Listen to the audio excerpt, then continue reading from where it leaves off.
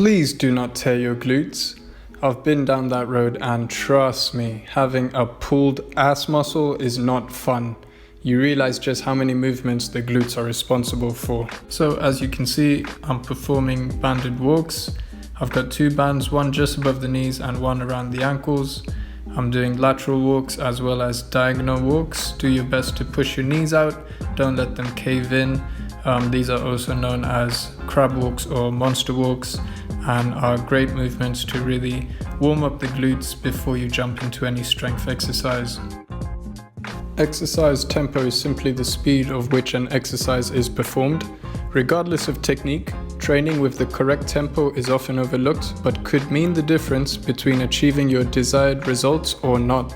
For example, if the goal is hypertrophy and simply building more muscle mass, then the tempo should be slow and controlled, keeping the target muscles under tension with a load heavy enough to complete 3 to 4 sets of 10 to 12 reps. If the goal is to improve athletic performance, there should be a greater emphasis on explosive power with lighter loads and less reps. This point of tempo applies to all the following exercises. Now, with regards to technique and the Bulgarian split squats in particular, common mistakes are too much dorsiflexion of the front foot, the front knee traveling too far forward to the point where the heel elevates. The focus should be on shifting the rear knee backwards, keeping weight on the front heel. Another cue is stretching the front glute on the descent and contracting the glute by extending the hip on the ascent. Okay, the second glute focused exercise is hip thrusters. If you don't include these in your training, I would highly recommend you start doing so. Here you can see I'm performing the same movement with the same weight at 2 very different speeds. Again, just to make the point of being aware of your exercise tempo. By the way, if you haven't already checked out my bodyweight glute video with no equipment, I will leave the link to that in the description below. The key to performing hip thrusters correctly is having good foot placement. Ideally, feet just outside hip width and with the toes pointed slightly outward. This will encourage more muscle recruitment of the glutes.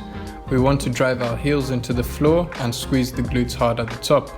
If you plant your feet too close inwards, you will most likely start to elevate your heels and put weight into your toes instead.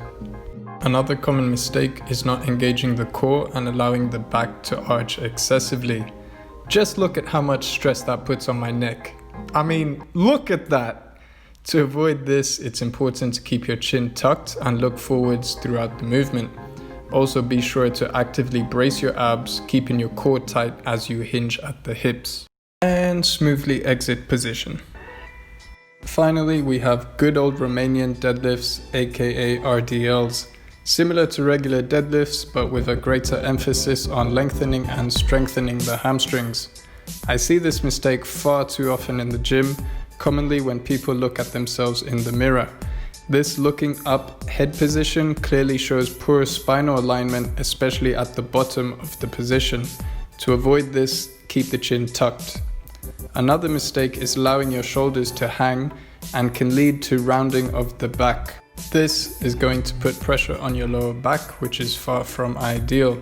To maintain retraction of the scapula, imagine having a tall spine at the start of the movement and keeping a tall spine throughout. So there you have it, a few of my tips on how not to perform glute exercises. Do let me know in the comments if you have any questions.